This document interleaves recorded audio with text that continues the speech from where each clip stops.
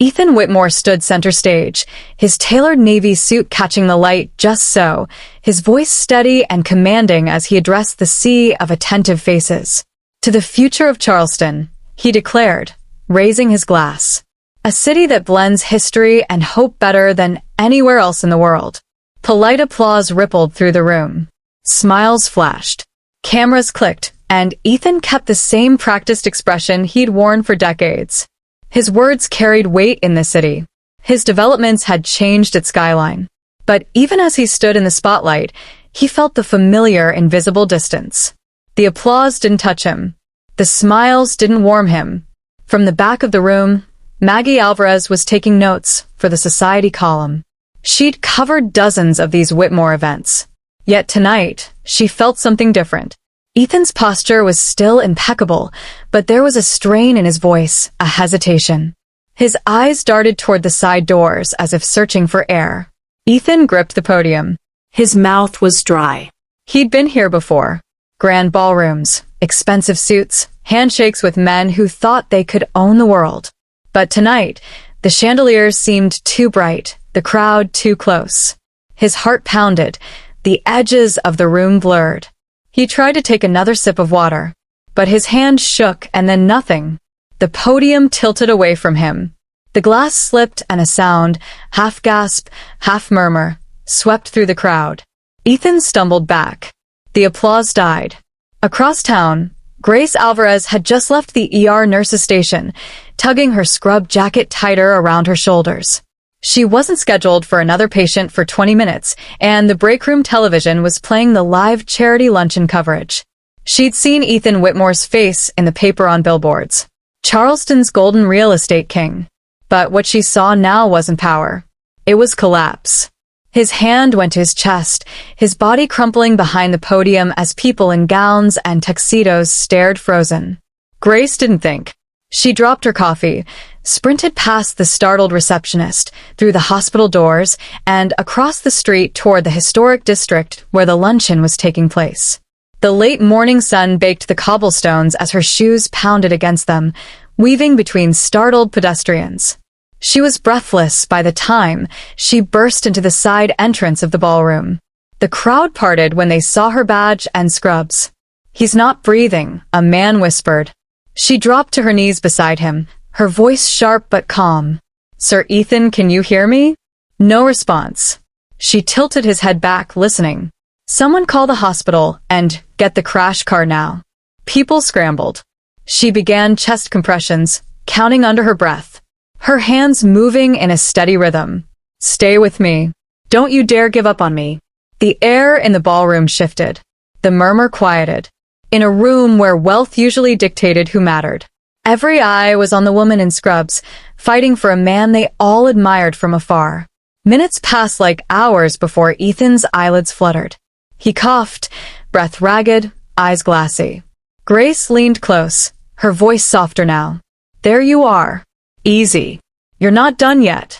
He looked at her, confusion knitting his brow. "Who?" "Grace," she said simply. "You're safe now." By the time the paramedics arrived, Ethan was stable enough to be lifted onto a stretcher. His gaze never left her. Even as they wheeled him toward the ambulance, she walked beside him, her hand resting lightly on the metal railing. At the hospital, Ethan's world narrowed to antiseptic air and the steady beep of a heart monitor. He hated it. The wires, the paper gown that stripped away his armor. Late that evening, a knock on the door broke the silence. Grace stepped in, hair slightly mused, holding a paper cup of coffee. "I hear you're my patient now," she said with a half smile. "I don't remember asking for a nurse," he replied, his voice growly, but tinged with curiosity. "You didn't, but I'm not here because you asked." She set the coffee on the table beside him. "I'm here because you scared the life out of a lot of people today." Ethan studied her as if trying to decide whether she was real or just another in a long line of people who wanted something from him. "I suppose I should thank you." "You could," she said, her tone light, but her eyes serious. "Or you could focus on recovering. That would be thanks enough." Something about her steadiness unsettled him. Most people around him filled the air with flattery or business talk. She didn't. She just was. Do you always run toward collapsing men in tuxedos? He asked. Only the ones worth saving, she said, heading for the door. And just like that, she was gone, leaving the faint scent of hospital soap in her wake. For the first time in years, Ethan felt something stir beneath the armor of routine and control. It wasn't gratitude, not exactly. It was curiosity. The following morning, he asked his assistant to find out more about Grace Alvarez. He told himself it was because he wanted to thank her properly. But even as he said it, he knew there was more to it than that. Back in the ER, Grace was already being teased by Hannah. So, our local Prince Charming owes you his life. Planning to cash in? Grace rolled her eyes. Please, men like that don't need saving. Not really. They just need to be reminded they're human. Hannah tilted her head. And you're just the reminder. Not my job to be anyone's reminder, Grace said. But her words lacked their usual firmness. Somewhere deep inside, she knew this wasn't over. Ethan lay in his hospital bed that night, staring at the ceiling, hearing her voice again. You're not done yet. He didn't know why those words stuck, but they did. And in that quiet room, with only the monitor's steady beep for company, he realized for the first time in years, he didn't want to be done at all. If this story touched your soul, hit the like button to let us know and drop a comment sharing where you're from. You might just discover a neighbor watching along with you right now. And don't forget to subscribe, so you never miss another heart-stirring story like this one. Morning light spilled through the tall hospital windows, catching in the fine weave of Ethan Whitmore's suit jacket draped over the chair. He was awake, propped against a pile of pillows, already dressed in a crisp white shirt, sleeves rolled neatly to his elbows. It was a small rebellion against the paper gown they'd insisted he wear yesterday. His world might have shrunk to this sterile room, but he still clung to his armor. The knock at the door was brisk, but not tentative. Grace stepped in, chart in hand, her eyes scanning the monitor before they even met his. She wore the same sea-green scrubs as yesterday, hair pulled back into a braid that swung lightly against her shoulder. You're early, he said. You're awake, she replied, not looking up yet. That's progress. Ethan watched her as she checked his vitals. You're very direct. Would you prefer I sugarcoat things? I'm used to it. She met his gaze for the first time that morning. Then maybe that's your problem. Something in the corner of his mouth almost twitched into a smile, but he let it die there. Grace moved around the bed with an efficiency that told him she wasn't here to entertain him, and that strangely made him want to keep her in the room longer. Do you ever slow down? He asked. Not if I can help it. She marked something on his chart. Why? Because I get the feeling you'd rather be anywhere but here. Grace glanced at him. That's not true. If I didn't want to be here, I wouldn't be. But I don't linger. Not in hospital rooms, not in lives. Her words sat between them for a moment, and he studied her with new curiosity. She wasn't flirting. She wasn't even smiling, but she was revealing something, however small. I'm curious, he said finally. Do you treat all your patients like this? Like what? Like they're not the most important person in the room. Grace tilted her head, considering everyone is the most important person in the room until they're not. You, Mr. Whitmore, will recover whether I flatter you or not. The use of his full name was intentional, a reminder that she saw him not as Ethan the man, but as Ethan Whitmore, the patient. A soft knock came at the door again. Maggie Alvarez poked her head in, eyes widening when she saw Grace. Oh, hey, Aunt Grace. Didn't know you were assigned to. Her gaze shifted to Ethan. Him. Grace sighed. Maggie, what are you doing here? Covering the Whitmore luncheon collapse. The whole city's talking about it. Ethan's expression shifted almost imperceptibly. Your press? Maggie smiled nervously. Local paper. But don't worry, I'm not here to write about this moment. Off the record. Grace shot her a warning look. I'm sure you have enough material already. Yeah, Maggie admitted, glancing at Ethan. But I think the real story is how an ER nurse sprinted through the streets to save the city's most private man. That's the headline. Not interested, Grace said flatly. I am... Ethan murmured, eyes still on Grace. The exchange left the air charged in a way Maggie didn't miss. She gave a tiny smirk, said her goodbyes, and slipped out. Ethan waited until the door closed before speaking again. Your niece has a way with words. She has a way of stirring things up, Grace said, moving toward the door herself. Then she takes after you. Grace turned. We're not alike. I think you are. You both walk into a room and change it. Her gaze held his for a moment longer this time. Careful, Mr. Whitmore. You're still on medication. Your judgment may be impaired. He smiled just enough for her to notice. Then I'll blame you if it is. Later that afternoon, when the nurses rotated shifts, Hannah stopped by to see Grace in the staff lounge. So, she said, leaning against the counter. How's your patient? The charming, high-profile kind who probably has an elevator in his house. Grace shot her a look. He's recovering and looking at you like you're the first real person he's seen in years. Grace busied herself with pouring coffee. You're imagining things. I'm a nurse. I don't imagine. I observe. Hannah lowered her voice. If you're smart, you'll keep some distance. Men like that have a way of pulling people into their orbit, and once you're in, it's hard to get out.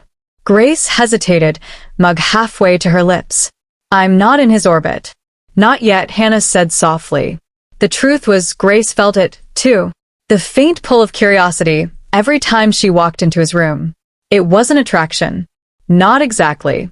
It was the mystery of someone who had everything, yet carried himself like a man perpetually alone.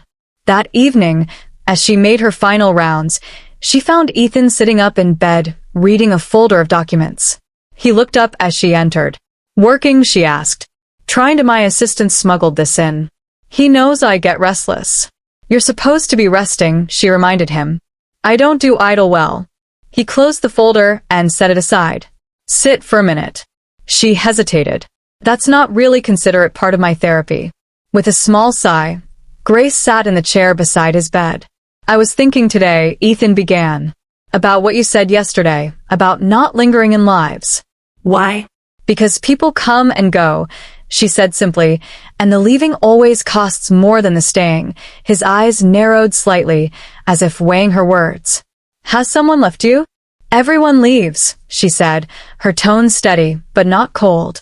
One way or another? They fell into a quiet that wasn't uncomfortable. Outside the window, the harbor lights began to twinkle, casting faint reflections across the glass. Finally, Ethan spoke again. You saved my life. Grace shook her head lightly. I was just doing my job. No, he said, his voice low. I've met plenty of people doing their jobs. You didn't hesitate. You didn't ask if I was important. You just acted. That's what you do in an emergency, she said. That's not what most people do. She held his gaze, but her face gave nothing away. Don't make this more than it is, Mr. Whitmore. He leaned back, studying her as if she were a puzzle he couldn't quite solve. Then I'll just have to keep trying. Grace stood, the moment stretching just long enough for both of them to feel it. Rest. I'll see you tomorrow. And as she left the room, Ethan knew with absolute certainty tomorrow couldn't come soon enough. The third morning of his stay began with the sound of seagulls outside the window and the faint murmur of hospital life beyond his door. Ethan Whitmore was already awake, sipping coffee from a real porcelain cup, procured, no doubt, by one of his assistants. The man refused to drink from a paper cup if he could help it. Grace stepped in with her chart, expecting the usual vitals check. Instead, she found him leaning back in bed, eyes focused on a sleek black envelope in his hands. Good morning, she said, setting her chart on the counter. You look like someone plotting a corporate takeover, he glanced up. Old habit. But this isn't business. She crossed the room and noticed embossed gold lettering on the envelope. An invitation to my own gala, he replied dryly. Next Saturday, annual Whitmore Foundation fundraiser. Grace arched a brow. And you're reading it like you're considering attending? I'm considering inviting you, she stilled. Me? You saved my life, Grace. And frankly, I'd rather sit next to someone who doesn't talk about stock portfolios all night. She gave him a small, measured smile. That's flattering, but I'm not sure I belong at a Whitmore gala. He leaned forward slightly, his voice dropping. Who decides who belongs? The people who send these invitations. You know that world better than I do, she said. And in that world, I'm an ER nurse in a borrowed dress. You'll have your donors, your society friends, you're my ghosts, he interrupted softly. The way he said it made her pause. Before she could answer, there was a knock and Hannah stepped in holding a clipboard. Vital's time, she said, cheerful but glancing between them with quiet curiosity. I'll come back later, Grace murmured, but Ethan spoke quickly. Stay. Hannah took the readings in silence, then left as quickly as she'd come, the door clicking shut. Ethan's gaze returned to Grace. You think I'm asking you for some kind of favor? I'm not. I'm asking because I think it would mean something for me to have you there. She didn't answer immediately. The monitor's steady beeping filled the space between them. I'll think about it, she said, finally, turning to leave. Later that afternoon, Maggie appeared at Grace's apartment. She perched on the arm of the couch, scrolling through her phone. So, rumor has it you've become the Whitmore family's newest curiosity. Grace shot her a look. I'm not playing this game. Oh, come on. Maggie teased. First you save him. Now there's talk he wants you at his gala. You do realize what that means, right? It means he's bored in a hospital bed and looking for entertainment. It means Maggie countered that if you go, you're stepping into a world where people will dissect everything about you. What you wear, who you talk to, why you're there. I know, Grace said quietly. Do you? Maggie leaned forward. Because I've covered these events, one photo of you with Ethan, and suddenly everyone has an opinion about your motives. You think you can ignore it, but it sticks. Grace folded her arms. I'm not interested in being part of anyone's spectacle. Maggie shrugged, then say no. But Grace didn't. She couldn't because beneath the warning, she felt a small strange pull toward the idea. Not for the glamour, but for what it might mean to him. The following day, when she stepped into his room, Ethan was standing by the window, a cardigan draped over his shoulders. He looked almost relaxed. Any decision on my invitation? He asked without turning. She hesitated. If I say yes, it doesn't mean I'm stepping into your life. It's just one night. He turned, a faint smile playing on his lips. One night can change a lot of things. Grace met his eyes. Then we understand each other.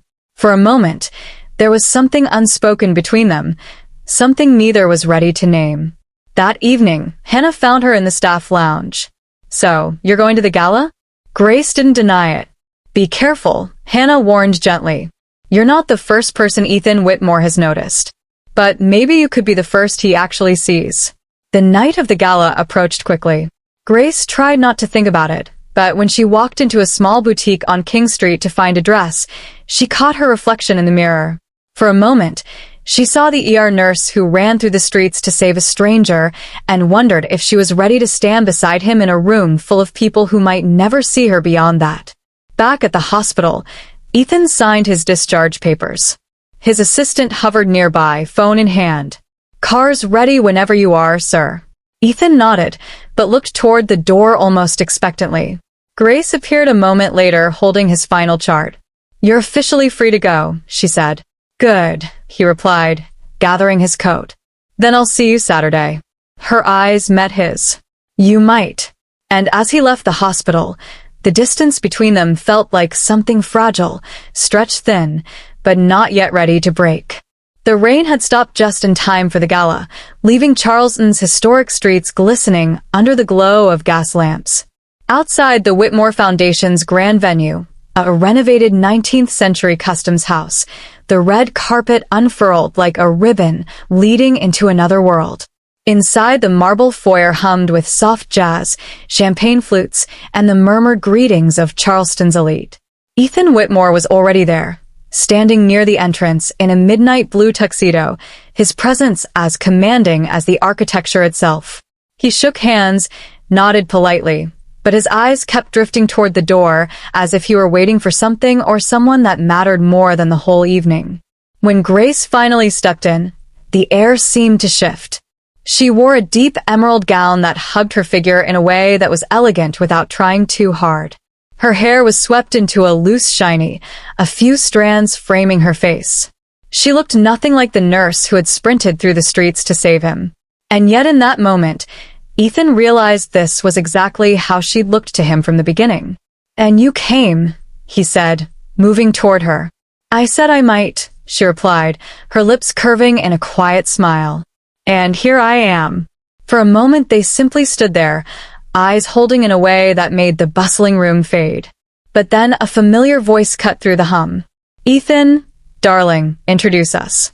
Lillian Whitmore, poised and polished in a silver gown, glided over with the authority of someone who could make or break a conversation simply by being in it.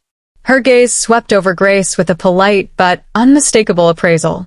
Mother, this is Grace Alvarez, Ethan said. Grace, my mother, Lillian. A pleasure, Grace said warmly.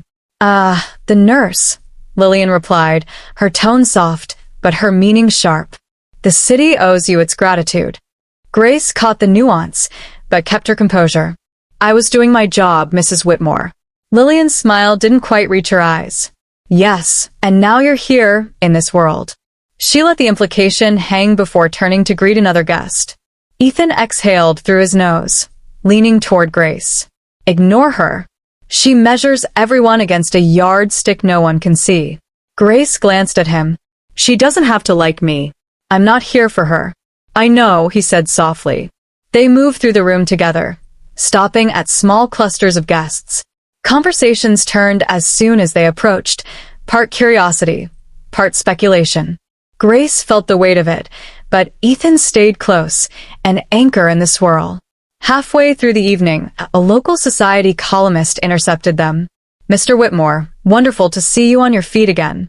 And this must be the hero of the luncheon collapse. She raised her phone. May I get a quick picture? Before Grace could answer, Ethan placed a hand lightly at her back. Not tonight. We're just here to enjoy the evening. The woman looked disappointed, but didn't press. Grace glanced at him as they moved on. You didn't have to do that. I didn't bring you here to be a headline, he said. And I brought you because I wanted you here. They were standing by the balcony now where the French doors opened onto a view of the harbor. The night air was cool, carrying the faint scent of salt water. Ethan leaned against the railing, looking at her with an openness she hadn't seen before. I haven't told you the real reason I invited you tonight, he said. Grace crossed her arms lightly. I'm listening. It's not gratitude. It's not even curiosity anymore. It's you remind me of something I used to believe in before all this. He gestured vaguely toward the glittering room.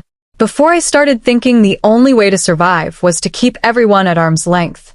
Her expression softened, but she didn't move closer. And what do you think I'm supposed to do with that, Ethan? Nothing, he admitted. Except maybe not walk away too soon. A flicker of conflict passed over her face, and he caught it. You've already decided this is temporary, haven't you? People like you. You don't keep people like me, she said quietly. Not in your real life.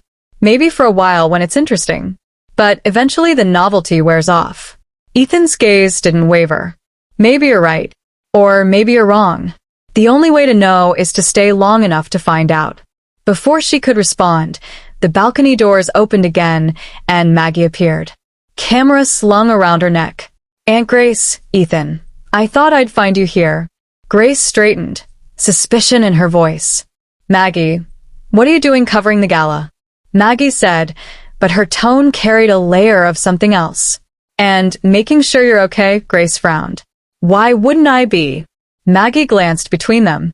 Because this world, she caught herself lowering her voice. Just don't let them turn you into a story you don't want to be in. Ethan studied Maggie, understanding more than he let on. She's not going to be anyone's story, he said firmly. The three of them stood there for a moment, the tension woven with the faint strains of the jazz band drifting out from inside. Then Maggie excused herself, disappearing back into the crowd. Grace turned to Ethan. She's right about one thing. I don't want to be a story. Then let's make sure you're not, he said. Inside, the evening moved toward its crescendo. Guests began drifting toward the main hall for the charity auction, the sound of laughter and clinking glasses swelling in the air. Ethan offered his arm. One last dance before they start selling paintings no one actually wants, he asked. She hesitated only a moment before taking it. As they moved onto the dance floor, he leaned in just enough for her to hear over the music. You think you're here for one night? I think you're here for something more. Let's see who's right. And for the first time that evening, Grace didn't have an immediate answer. The night after the gala, Charleston was quiet, its cobblestone streets glistening faintly under the moonlight. Grace walked up the narrow steps to her apartment, still holding the heels she'd slipped off the moment she got into the car. Her mind replayed the evening in fragments.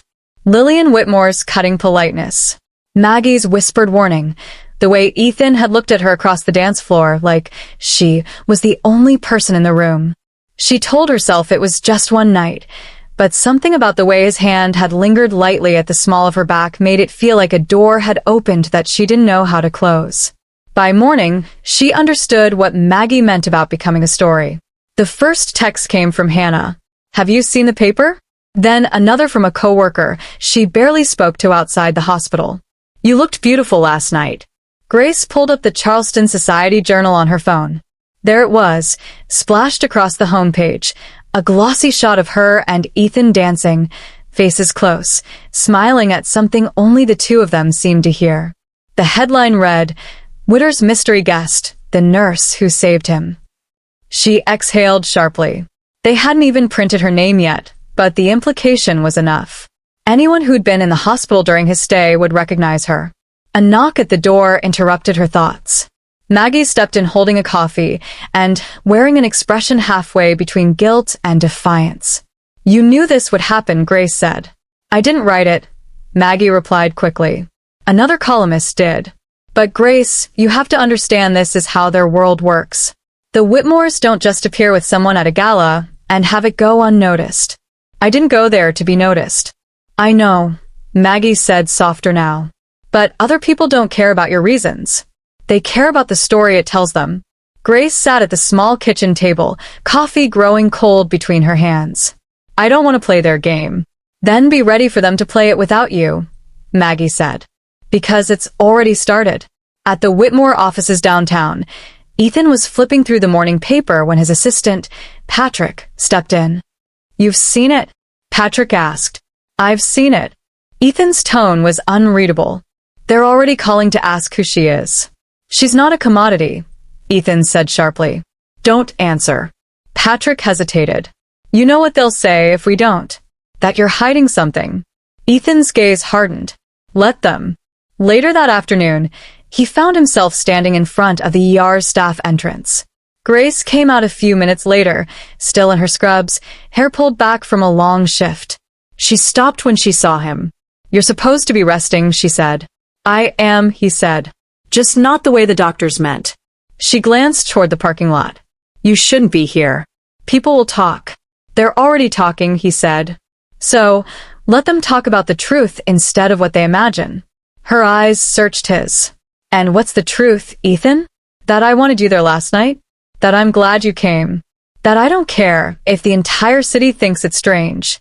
Grace shook her head, almost smiling, but not quite. "You say that now. Wait until the headlines start calling me your latest." She stopped herself. "I'm not asking you to be anyone's headline," he said. "I'm asking you to let me keep seeing you." A car honked in the distance. Grace looked away. "Ethan, I have a job, a life. I can't afford to get caught up in whatever this is." "Then let me fit into your life," he said. "You don't fit, Ethan." The words hung between them like a challenge. Neither wanted to acknowledge. 2 days later, the whispers started at the hospital. Nurses at the station exchanged glances when Grace walked by. A patient's family member asked if she was the one from the paper. Even Hannah, usually her safe place, gave her a measured look. "You okay?" Hannah asked quietly. "I will be," Grace said. But the strain was visible. She was careful not to mention Ethan, careful not to check her phone too often. That evening, she found herself back on her balcony, the salty night air brushing her face. Her phone buzzed. A message from Ethan. "Dinner. No gear. No cameras. Just us." She typed back before she could overthink it. "Where?" A half hour later, they were sitting at a quiet seafood shack by the water, the kind with paper napkins and string lights overhead. Ethan had ditched the suit for a button-down and rolled sleeves, his hair slightly mused by the breeze. "This," he said, gesturing to the empty deck and the view of the harbor. Feels better than a room full of crystal chandeliers, doesn't it? Grace smiled faintly. You're different here. Maybe I'm more myself. And which one is the real Ethan Whitmore? He looked at her for a long moment. I'm still figuring that out, but I know I'm closer to him when I'm with you. The words landed with a weight that made her look away toward the water. She didn't want to admit how much they affected her. They talked until the lights on the deck cast long shadows across the worn wooden planks. And when he walked her back to her car, he didn't reach for her hand, didn't push for more. He simply said, "This isn't just a story, Grace. Not for me." And for the first time since the gala, she wasn't sure if she wanted to keep her distance or close it entirely. It was just after sunrise when Grace arrived at the hospital, coffee in hand, the quiet stillness of early morning wrapping around her like a thin blanket. She was hoping for a calm shift. No emergencies, no whispers about her private life. But the moment she stepped into the staff lounge, she knew that hope was already gone. Two colleagues stopped talking the instant she walked in. One glanced at her, then at the open newspaper on the counter. She didn't need to see the headline to know what it was about. "Morning," Grace said evenly, pouring herself another coffee she didn't really need. "Morning," one of them mumbled before slipping out the door. Hannah appeared a moment later holding a file. "Grace, you should see this." On Hannah's phone was a screenshot from the Charleston Gazette Society page. Nurse suspended for ethical review amid Whitmore romance rumors. Grace's stomach dropped. "Suspended?" "They're speculating," Hannah said quickly. "You're not actually suspended," but she hesitated. "The hospital board's meeting this afternoon. They're worried about appearances." Grace let out a breath that was part disbelief, part exhaustion. "Appearances, that's what matters." "You knew this was going to get messy," Hannah reminded her gently. "You can't stand in the kind of spotlight Ethan Whitmore lives in and not cast shadows." By mid-morning, Grace was called into the nursing supervisor's office. The blinds were half closed, casting the room in a dim, judgmental light. "Grace," the supervisor began, "you've been an exemplary nurse here for years, but the press attention, it's creating distractions we can't afford in the ER." "So, I'm the distraction?" Grace asked quietly. "We're placing you on administrative leave, paid, until the situation dies down." The words landed like a stone in her chest. Paid leave sounded benign, but Grace knew what it really meant. She was being pushed out of sight. When she walked out of the office, she felt like every pair of eyes in the hallway followed her. She didn't stop to explain, didn't tell Hannah what happened. She just grabbed her bag and headed for the exit. Outside, the air was bright and cold, the kind that sharpened every breath. She barely noticed the black sedan parked near the curb until the back window rolled down. "Grace," Ethan called softly. She froze. "What are you doing here?" "I came to take you to lunch." His eyes searched hers. "But I can see something's wrong." "Not here," she said, glancing at the hospital entrance. He got out of the car, closing the door behind him. "Tell me." "They've put me on leave," she said flatly. "Because of the press. Because of you." His jaw tightened. "I'll fix it." "No." She shook her head. "That's the problem, Ethan. You can't just fix this with a phone call or a check. I can talk to the board." You can't buy me back my dignity," she interrupted. "You think every problem has a lever you can pull, but I'm not one of your projects, and I'm not for sale." He stepped closer, lowering his voice. "That's not what I meant. It doesn't matter what you meant. It matters what's happening. And right now, my career is bleeding because people think I'm just some arm candy you picked up at a fundraiser. That's not what you are." "Then let me prove it without you trying to shield me from every blow," she said, her voice trembling with frustration. "If I'm going to survive this, I have to do it on my own terms." The wind off the harbor tugged at her hair, but she didn't move. He looked at her like he wanted to close the distance between them, but something in her expression stopped him. "Grace," he began. "I need space, Ethan," she said, and the words tasted like surrender just for a little while. He didn't try to touch her, didn't try to follow when she walked away, but he stayed there on the sidewalk, watching until she turned the corner and was gone. That night, Grace sat at Hannah's kitchen table, a mug of tea cooling in her hands. Hannah tried to be careful with her questions. Do you want me to tell him to leave you alone for a bit? No, Grace said. He's not the enemy. This isn't about him entirely. But you sent him away. I sent him away because I don't want to start needing him to fix things for me, Grace said quietly. Because once I start down that road, I'm not sure I'll know where I end. And he begins. Meanwhile, in his downtown penthouse, Ethan stood at the window overlooking Charleston Harbor, the city lights glittering against the black water. Patrick had left hours ago. The phone calls from reporters had been ignored, but none of it mattered. She had asked for space. And for the first time in a long time, Ethan Whitmore had no idea how to fill the silence. The week without seeing Ethan felt longer than any shift Grace had ever worked. Days blurred into one another at Hannah's house. Early walks to clear her mind, cups of coffee that went cold before she finished them, endless scrolling past headlines she wished she could unsee. Every time her phone buzzed, she half hoped it was him and half hoped it wasn't. On Thursday morning, Hannah found her at the kitchen counter staring into her mug. Still nothing, she asked. Grace shook her head. He's respecting the space I asked for. That's a good thing, isn't it? It should be, Grace said. But it feels like silence is eating at me. Hannah pulled out a chair. Grace, you didn't ask for space because you wanted him gone. You asked because you were scared of losing yourself in him. That's different. The question is, are you still scared? Grace didn't answer. She didn't have to. That afternoon, she decided to clear her head by walking along the waterfront. The air was crisp, the tide low, and the scent of salt water seemed to unspool something tight inside her. She wandered past the market stalls and buskers, only stopping when she reached the old stone church that anchored the corner of East Bay Street. Inside, the pews were mostly empty, save for a single man seated toward the front. Reverend Cole. He looked up as she approached, his eyes kind but searching. Grace Alvarez, he said with a warm smile. It's been a while. She slid into the pew beside him. I wasn't sure if you'd remember me. You helped at the shelter clinic 2 Christmases ago. Of course, I remember. They sat in silence for a moment before she spoke again. I'm tangled in something I don't know how to untangle, and I'm not even sure I want to. He folded his hands. Is it about Ethan? She let out a breath. Everyone seems to know. Not everyone, but I've known Ethan a long time. I've seen him keep the world at arm's length for decades.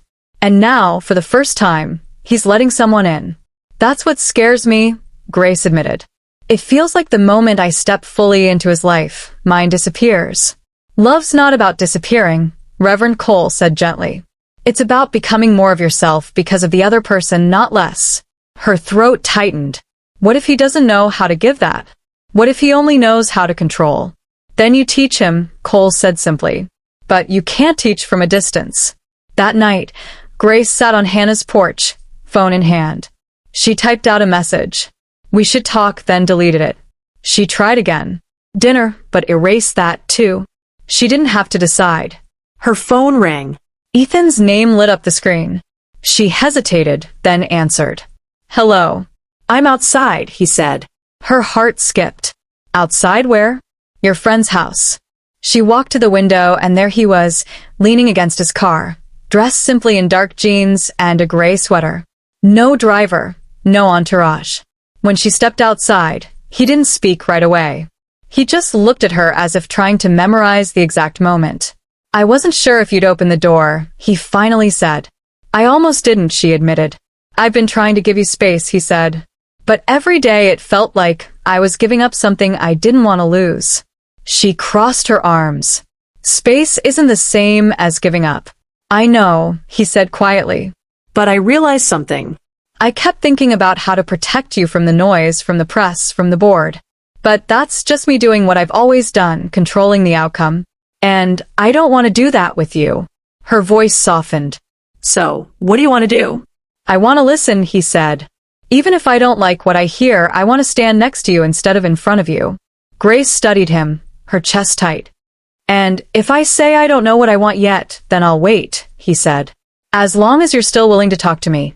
The honesty in his voice was disarming. She realized then that this wasn't the man who had walked into her hospital room with an ego that filled the space. This was someone who, for once, wasn't hiding behind power. Come inside, she said. They sat at Hannah's kitchen table, the same table where she told Hannah she needed space. Now Ethan sat across from her, elbows on the wood, hands clasped as though he were afraid of saying the wrong thing. She told him everything about the board meeting, about the humiliation of being put on leave, about the whispers and the hallways she'd walked for years. And for the first time, he didn't interrupt. He didn't offer a solution. He just listened. When she finished, there was a long pause. I hate that I'm the reason for any of that, he said. You're not the reason, she corrected. You're just the excuse they used.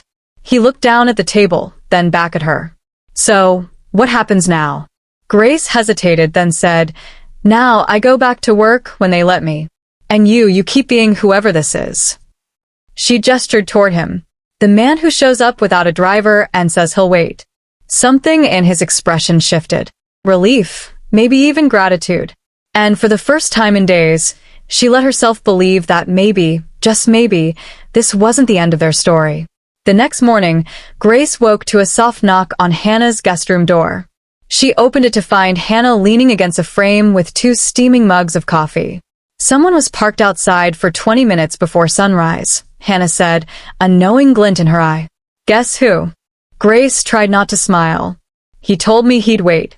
He's either serious about you, Hannah said, handing her the coffee, or he's trying to win a medal for persistence. By the time Grace stepped outside, Ethan was leaning on the hood of his car, dressed in a white button-down rolled at the sleeves. The morning sun lit the edge of his profile, and he was watching the marsh grass sway in the breeze like he had nowhere else to be. You're early, she said. You're worth it, he replied without hesitation. She shook her head, walking toward him. You really don't stop, do you? Not when it matters, he straightened, his gaze holding hers. Come with me. Where? Somewhere quieter than the hospital, quieter than the city. Just us. Against her better judgment, she got into the car. They drove out past the edge of Charleston, where the road narrowed and oak trees arched overhead, their branches heavy with Spanish moss. The hum of the tires on the pavement was the only sound until the road opened into a small stretch of marshland and docks. Ethan parked by a weathered pier. This is where I used to come with Daniel, he said, his voice softer. She glanced at him. Your brother? He nodded, looking out over the water. He liked to fish. I liked the quiet. It was the only place I didn't feel like I had to be someone else. Grace followed him onto the pier. The water below caught the sun like shards of glass. Why bring me here? Because I've been thinking about what you said, he said. About fitting into your life instead of trying to make you fit into mine. I don't know how to do that, Grace, but I want to learn. She leaned against the railing. You make it sound like there's some rule book. There isn't. You just show up and you keep showing up even when it's uncomfortable. He was quiet for a moment, then turned to her. What if I told you I want to start again? No gala, no headlines. Just whatever this is between us, without all the noise. That's a nice thought, she said carefully. But the noise isn't going away, Ethan. It's part of your life. And if I'm part of your life, it's part of mine. I know, he said. I'm just asking for a chance to face it together instead of letting it drive us apart. Before she could answer, her phone buzzed in her pocket. It was Maggie. Hey, Grace said, stepping aside to take the call. You're not going to like this, Maggie said. The Gazette is running another piece. This time they used your name, and they're digging. Grace closed her eyes. What do you mean digging? Family background. Where you grew up, your mother? They're framing it like some rags to riches angle. The nurse who captured Charleston's most eligible bachelor. Grace's stomach tightened. How bad is it? They're not lying, Maggie said.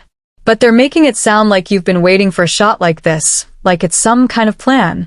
When she hung up, Ethan was watching her, concern etched into his features. What happened? They printed my name, she said. And now they're writing about my life like it's a fairy tale they invented. I can shut it down, he said immediately. No, she said firmly. If you do, they'll just find another angle. I have to live through this, not hide from it. He stepped closer, lowering his voice.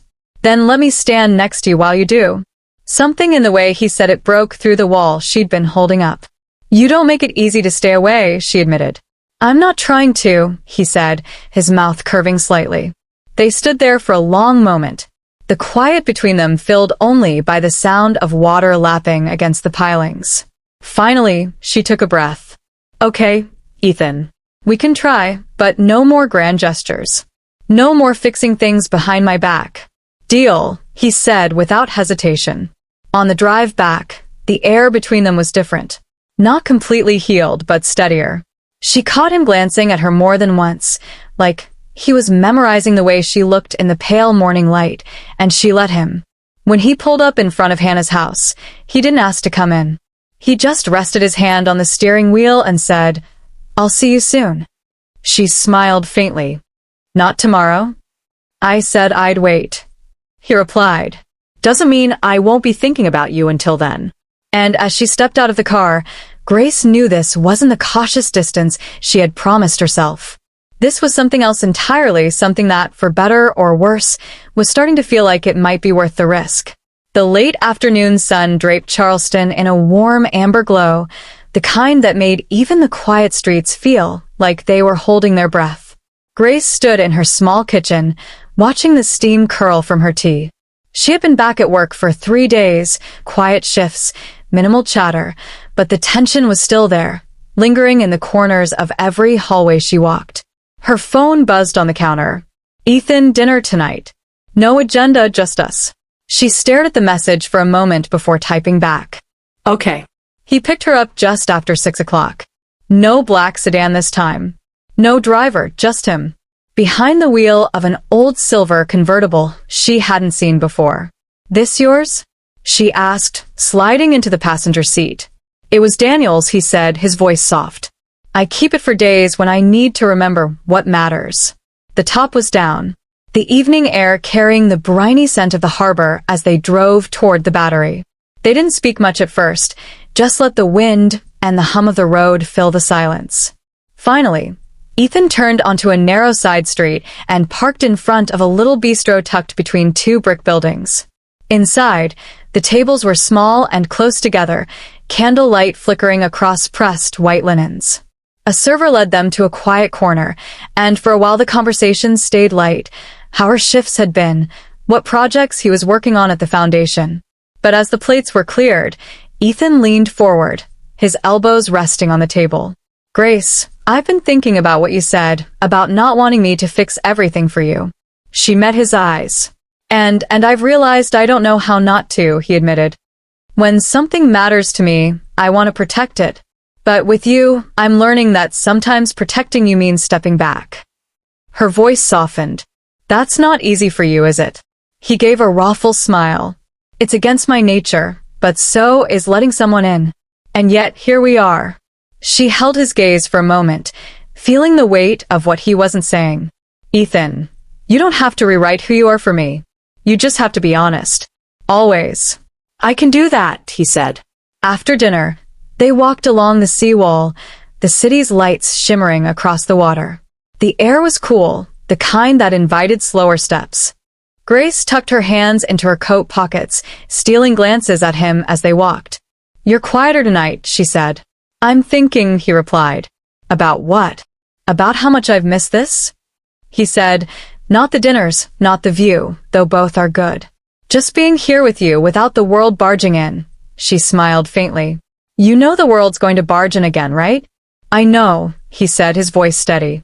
But maybe this time we'll be ready for it. They reached the end of the seawall, where the view opened wide over the dark, rippling expanse of the harbor. He stopped, leaning against the stone railing, and turned toward her. I've been keeping something from you, he said, her stomach tightened. What kind of something? Nothing bad, he said quickly. Just personal about Daniel. Grace's shoulders eased slightly. You can tell me. He took a breath, the wind lifting a lock of hair across his forehead. The week before he died, he asked me to promise him something. He said, don't live alone in the middle of a crowd. It's the loneliest way to go. I didn't understand it then. I do now. Her eyes softened. And you think letting me in is keeping that promise? I think not. Letting you in would be breaking it, he said quietly. The weight of his words settled between them, the kind of truth that didn't demand an immediate answer. "Ethan," she began, but her phone buzzed in her pocket. She glanced at the screen. "Maggie, go ahead," he said gently. She answered. "Mags, you're not going to like this," Maggie said, her voice low and urgent. "The Gazette's running another piece tomorrow. This time, they've got photos of you two from tonight." Grace glanced around instinctively, spotting a man with a long lens camera halfway down the seawall. "Grace." Ethan's voice was steady, but his eyes had sharpened. She lowered the phone. "We've been followed." His jaw tightened, but he didn't turn to confront anyone. Instead, he reached for her hand. "Then let's give them a picture worth taking."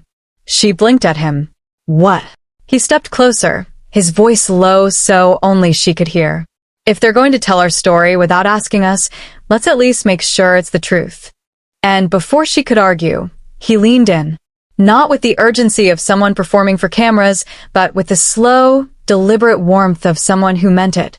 His lips brushed hers gently, his other hand steady at her back.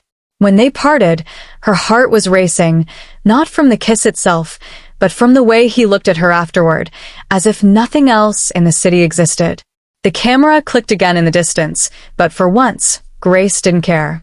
By morning, the photo was everywhere. Grace didn't even have to open her phone. She could feel it in the way people looked at her when she walked into the hospital lobby for a meeting she hadn't asked for. The headline on the Charleston Gazette's homepage screamed, "Whitehor Romance Confirmed. Harbor Kiss seals the story." She made her way to the boardroom where the nursing supervisor, 2 hospital administrators, and a PR representative were already seated. A folder with her name sat in front of them. "Grace," the supervisor began. "This is complicated." "It's not complicated," she said, her voice calm but firm. "I'm a nurse. I do my job. Who I have dinner with isn't in your purview." One of the administrators sighed. "You're right in theory, but in reality, perception matters, donors, patients. They talk. And right now, they're talking about you and Mr. Whitmore instead of the hospital. So, you want me invisible?" she said quietly. "We want the focus back on patient care," the PR representative corrected. Grace didn't say what she was thinking, that patient care had nothing to do with a photo taken on a public seawall. She just closed the folder in front of her without reading it. "I'll take the rest of my leave," she said. "We all know that's what this is about." When she stepped outside, her phone buzzed. "Ethan, I saw it. Are you okay? We need to talk." She texted back. They met that evening at his townhouse. The air between them taut from the moment she stepped inside. "You think I planned for that photo?" he asked. "I think you knew it would happen," she replied. His brow furrowed. "I wasn't thinking about cameras. I was thinking about you, about not hiding anymore." "You don't have to hide," she said. "But I do, apparently. Or, at least, that's what my job wants." "Then leave the job," he said almost reflexively. Her eyes narrowed. "And do what? Be your +1 at galas? Follow you around the world like some accessory?" "That's not what I meant. It's what it sounds like." She cut in. "Every time there's a problem, your first instinct is to pull me into your world as if mine doesn't matter." He stepped closer. "Your world matters to me, Grace. That's the whole point. But I can't stand by while people tear you apart for being with me." She crossed her arms. "Maybe standing by is exactly what I need you to do. Just be there. Not fix it. Not fight it. Just be there." He exhaled slowly, the tension in his shoulders easing a fraction. "I'm trying, but you have to meet me halfway." They stood there in the quiet, the city's hum muffled beyond the townhouse walls. Finally, she looked at him, her voice softer now. "You said once that letting me in was part of keeping a promise to your brother. Tell me what you meant." He hesitated, then led her to the piano in the corner of the room. He sat on the bench, running his fingers absently over the keys without pressing them.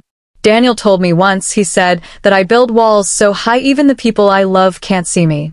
He said one day I'd regret it. And I do. I've kept everyone at a safe distance for so long that I don't know how to let someone stay without trying to manage the terms." Grace sat beside him close enough that their knees touched. "You don't have to manage this. You just have to live it." His eyes met hers. "That's what scares me. Because living it means I could lose it. She reached for his hand, her fingers lacing with his. You could, or you could finally have something that's real. For a long moment, neither of them moved. Then Ethan stood, still holding her hand, and pulled her gently toward the balcony. The harbor stretched out below them, lights reflecting in the dark water. This is where I make my deals, he said. On this balcony. People think I invite them here for the view, but it's about trust. The view just makes it easier. And you brought me here because I want you to know I'm done negotiating with you, he said. I'm not offering terms. I'm not setting conditions. I just want you here on my balcony, in my life, however you want to be in it. Something in her chest shifted then. Not a dramatic leap, but a slow unlocking. I'm not promising I'll be easy, she warned. He smiled faintly. Good. Easy never interested me.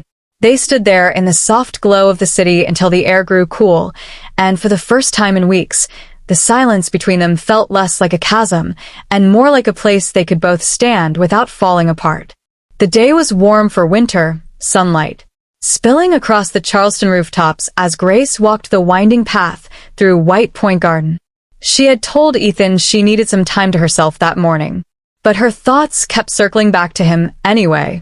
The conversation on his balcony had left a mark. Soft, tentative, but deep enough that she felt it with every step. Her phone buzzed. Ethan, can you meet me at the pier? The pier wasn't far. When she arrived, Ethan was already there, leaning against the railing, looking out over the harbor. His navy sweater caught the breeze, but there was a heaviness in the way he stood, as if his thoughts weighed more than the air could carry. You sounded serious, she said, stepping beside him. I was, he replied quietly. There's something I've been avoiding telling you. Something about Daniel. Her eyes searched his. What is it? He gripped the railing tighter. The night Daniel died, I wasn't there. I told people I was stuck at a meeting, but the truth is I didn't go because I couldn't face it. I couldn't watch him fade. Grace felt the confession sink into her chest. You were afraid. Yes, he said, voice raw. And because I wasn't there, I've carried this weight. Like I abandoned him when he needed me most. That's why I protect people now. Why I try to fix everything before it can break, because I didn't fix him. She touched his arm. Ethan, you loved him. But love doesn't mean you can save someone from dying. His eyes met hers. Glassy, but steady. He deserved better than my absence. And now I'm terrified that one day I'll fail you the same way. Her throat tightened. You won't because you're already here and staying is a choice you're making every day. For a long moment, neither of them moved. The rhythm of the water against the pier filling the space between their words. Then Ethan's expression shifted, still vulnerable, but searching for something. Grace, I don't want to wait anymore. Her brows furrowed slightly. Wait for what? He reached into his coat pocket and pulled out a small, unpolished wooden box. Inside was a simple ring, white gold, its band delicately etched with a vine pattern. This was my grandmother's, he said. It's not about grand gestures. It's about you knowing that I choose you every day in public, in private, no conditions. Her breath caught. Ethan, I'm not asking for an answer tonight, he said quickly. I just want you to know where I stand, and that I'm not going anywhere. The wind curled between them, carrying the briny scent of the water. Grace closed the box gently, her fingers lingering against his. You don't make anything easy, do you? She murmured. He gave a small, lopsided smile. Not when it matters. She tucked the box into her coat pocket, the weight of it pressing against her like a quiet promise. I'm not ready to say yes, she said softly. But I'm not saying no. Ethan exhaled, relief flickering in his eyes.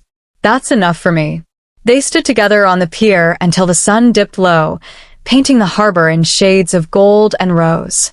And though no answer had been given, something between them had shifted, settled into a truth neither of them could walk away from now. The call came just after dawn. Grace's phone buzzed insistently on the nightstand, the unfamiliar Florida area code, pulling her from a fragile sleep. Miss Alvarez. The voice was clinical, distant. This is Dr. Keller from St. Augustine Medical Center. I'm calling about your mother. Grace sat up, the sheets twisting in her hands. What happened? She suffered a severe stroke early this morning. She's in critical condition. You should come if you're able. The words landed heavy, like stones in her chest. She thanked him numbly and ended the call, her mind already racing through flight's routes and the knowing uncertainty of what she would find. When she walked into the kitchen, Hannah was pouring coffee. "Grace, what is it?" "My mom," Grace said quietly. "Stroke. They don't know if she's going to make it." Hannah's face softened. "Do you want me to go with you?" Grace shook her head. "No, this is something I need to do alone." By mid-morning, she was packed and ready to go when her phone rang again. "Ethan." She hesitated, then answered. "You're leaving town?" he asked, his voice tight with concern. "My mother's in the hospital. It's bad." "I'll drive you to the airport," he said immediately. No. She closed her eyes. "Ethan, I need to do this without you." There was a pause, the weight of it pressing through the line. "If that's what you need," he said finally, "just promise you'll call me when you get there." "I will." The flight to Jacksonville was short, but felt endless. Grace kept replaying the years she had lived without contact from her mother. The arguments, the silences, the times she had almost picked up the phone but didn't. By the time she reached the hospital in St. Augustine, her chest felt tight with all the things left unsaid. The ICU was quiet except for the steady rhythm of machines. Her mother lay small in the bed, tubes and wires surrounding her like a fragile net. Grace moved closer, her fingers brushing the edge of the blanket. "Hi, Mama," she whispered. "It's me." There was no response, just the soft hiss of oxygen. Grace pulled a chair close, sitting beside the bed. "I don't know if you can hear me, but I'm here.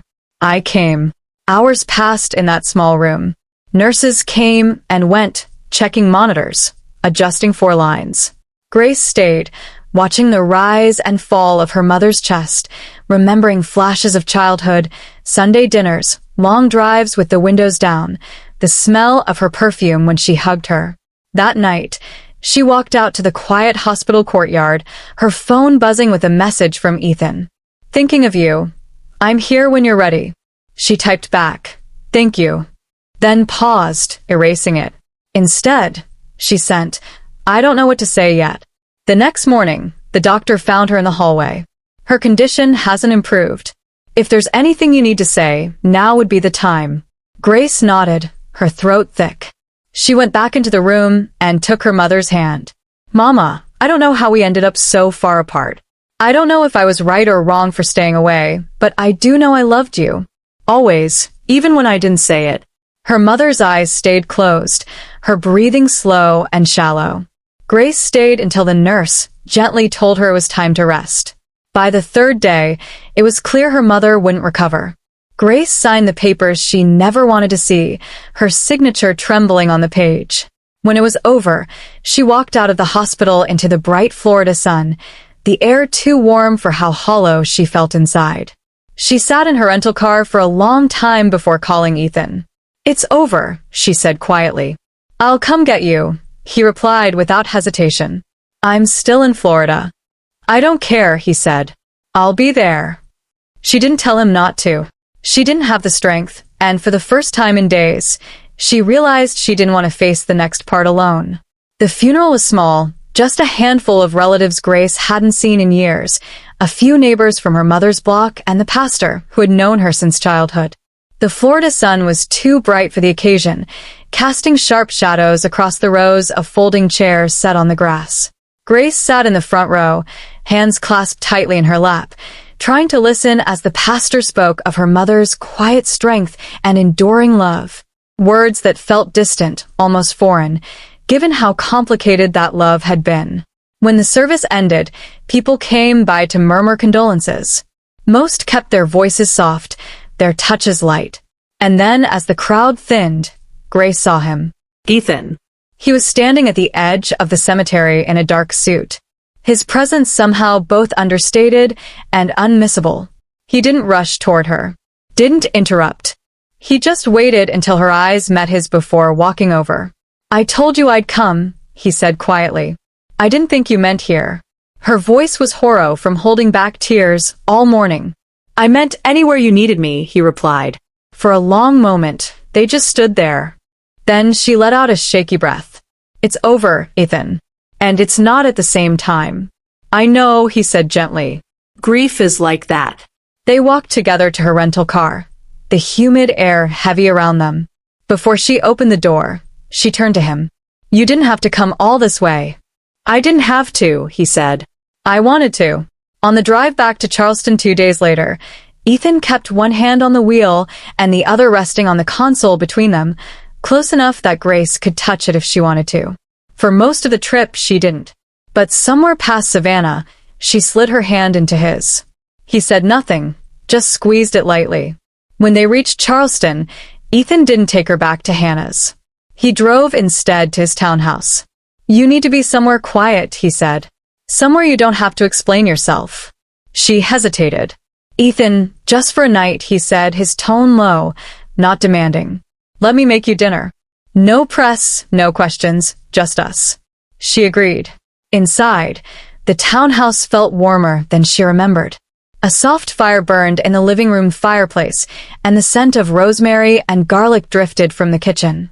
Ethan disappeared for a few minutes and returned with 2 glasses of wine. They sat on the couch, plates balanced on their knees. For a while, they didn't talk about her mother. They didn't talk about the past at all. Instead, they spoke of small things. The weather turning, the projects he was working on, the bakery near her apartment that had finally reopened. But when the plates were empty and the fire had burned low, she turned to him. "I keep thinking about all the times I could have called her, all the times I didn't." "You were protecting yourself," he said softly. "Sometimes distance is survival." Grace looked into the fire. "It feels like failure now." "Then let it be a lesson instead," he said. "Not for what you lost, but for what you still have." Her gaze lifted to meet his, and she knew what he meant without him saying it. Later, as the night deepened, he walked her upstairs to the guest room. She stopped at the doorway, hand on the frame. "Ethan, thank you for being here, for coming." His voice was quiet, almost rough. "There's nowhere else I'd rather be." She nodded, then stepped inside. And as she lay in the stillness, the weight of the last week pressing into her bones, she realized she didn't feel quite as alone as she thought she would. Winter settled gently over Charleston, the streets quieter now, strung with soft white lights that glowed against the damp cobblestones. Grace had returned to work, though only part-time, easing herself back into the rhythm of the ER. But her mind was elsewhere more often than not, on Ethan, on her mother, on the hollow ache that still lingered beneath everything. One evening, she left the hospital late, the air cool and smelling faintly of rain. Ethan's car was waiting at the curb. She hadn't told him her shift was ending, but he stepped out as if he'd known exactly when she would appear.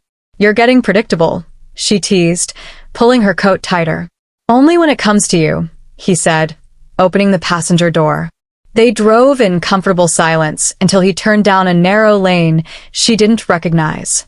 At the end of it stood a renovated carriage house with warm light spilling from the windows. "What is this?"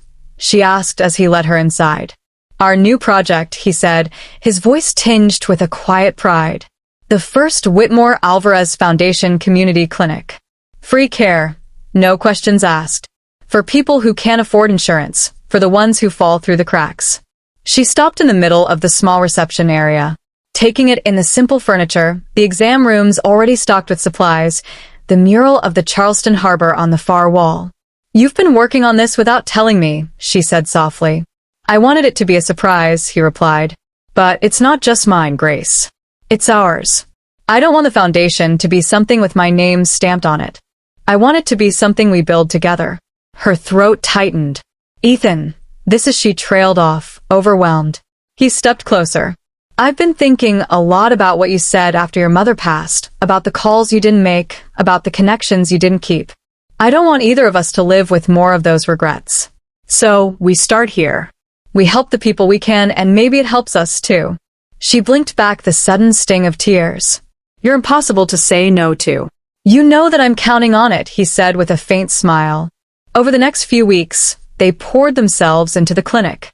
Grace sourcing volunteer nurses, Ethan handling the business side. They worked side by side, often staying late into the night, sharing takeout over stacks of intake forms. It was in those small, unremarkable moments.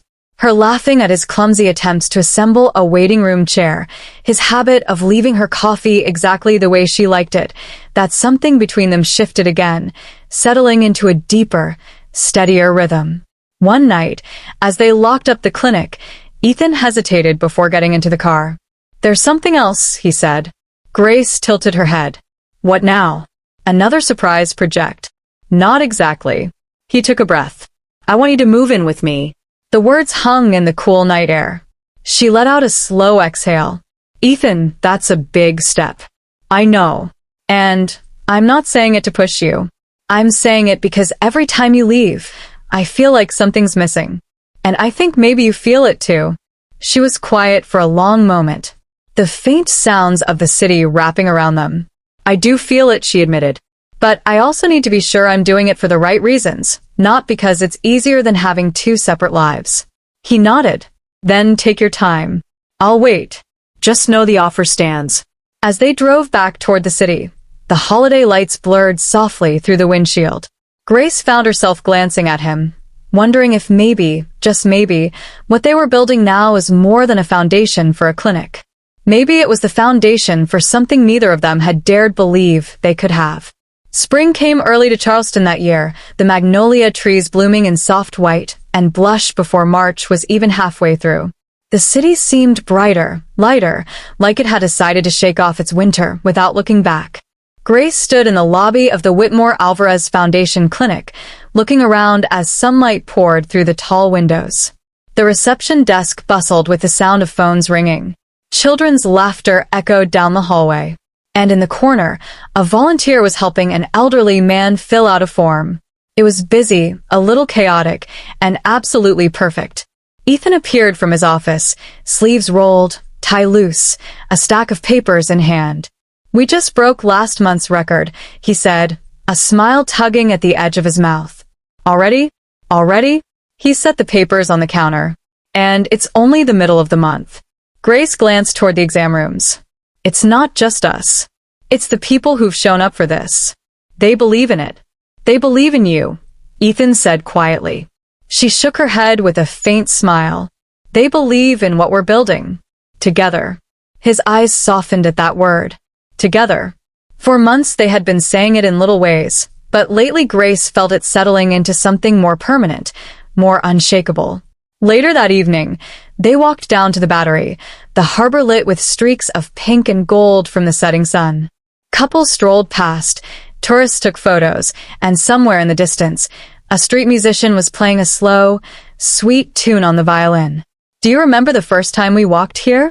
Ethan asked. Grace smiled. "You mean the night the photographer caught us, and half the city decided we were already a couple? That would be the one. I remember thinking," she said, "that it was going to be too much. That you were going to be too much." And now she glanced at him. "Now I think you're exactly enough." They reached the end of the seawall and stopped, leaning against the stone railing. The air was soft, carrying the faint smell of salt and jasmine. For a moment, they just listened to the water lapping against the rocks. Then Ethan reached into his pocket, not for the first time, but this time with a steadiness that made her heart catch. He pulled out the small wooden box she'd seen before. "Grace." His voice was quiet, but clear. "I told you once that I choose you every day. That hasn't changed. But I want to choose you for all the days. No conditions, no distance, just us." Her throat tightened. "Ethan, you don't have to answer tonight," he said quickly. "But I want you to know this isn't about making a grand gesture. It's about the fact that my life, my world is better with you in it, and I don't want to go back to how it was before." She stared at the ring for a long moment, the etching and the band catching the last of the sunlight. Then she met his eyes. "Do you know why I didn't say yes before?" "Because you weren't ready," he said softly. "Because I didn't know if I could be myself with you, if we could be equals. If you'd see me as me, not the woman who saved your life, or the nurse in your headlines, or the charity partner with her name on the door." "And now," he asked, her eyes glistened, but her voice was steady. "Now I know you've never asked me to be anyone but myself. And I think I've loved you longer than I've been willing to admit." He let out a quiet breath, the tension in his shoulders loosening. Grace. She held out her hand. Yes. The word was simple, but it felt like it cracked something open in the air around them. He slid the ring onto her finger, his touch warm and sure, then wrapped his arms around her, holding her like he never intended to let go. They stood there until the sky faded to indigo, until the street lamps flickered on, until the sound of the water became the only thing between them and the rest of the world. Weeks later, their wedding was small, just family, close friends, and a handful of people from the clinic. It was held in the courtyard of an old Charleston inn, the air fragrant with magnolia blossoms. Maggie gave the toast, and even Lillian Whitmore, still every inch the society matriarch, offered a rare smile as she clinked her glass. After the vows, after the music and the cake, and the endless hugs, Grace and Ethan slipped away for a quiet moment on the inn's balcony. Below them, the garden lights glowed softly, and somewhere inside, the laughter of their guests mingled with the faint strains of a jazz band. Ethan leaned against the railing beside her. "You know, my brother was right," he said. "About what?" "About not living alone in the middle of a crowd." She smiled, threading her fingers through his. "And we're not." He turned to her, his expression gentle but sure. "Not anymore." The night breeze lifted her hair, and for a moment she closed her eyes, letting the warmth of his hand and hers anchor her.